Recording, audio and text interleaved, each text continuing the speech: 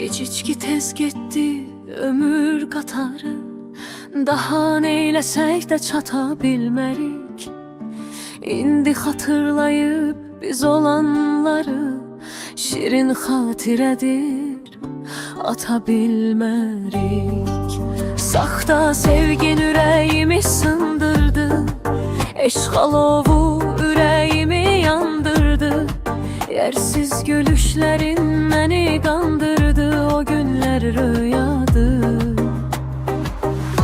yata bilmərik. Gülüşlerin gönçə açan çiçekti, qara gözün çox gözəl, çox göyçəkdi. Duyğum bu həsrətdən ləçək-ləçəkdi, hicrana intizar qata bilmərik. Gülüşlerin gönçə açan çiçekti, qara gözün çox gözəl, çox göyçəkdi. Duyğum bu həsrətdən ləçək-ləçəkdi, hicrana intizar qata bilmərik.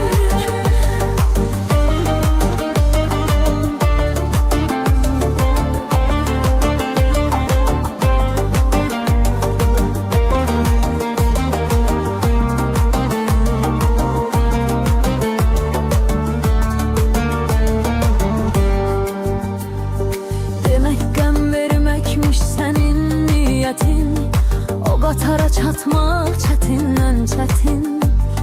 Sehran biraz anla bir həqiqəti, məhəbbət ümmandı, bata bilmərik. Saxta sevgin ürəyimi sındırdı, eşq alovu ürəyimi yandırdı. Yersiz gülüşlerin məni qandırdı, o günlər rö-rö-rö, yata bilmərik. Gülüşlerin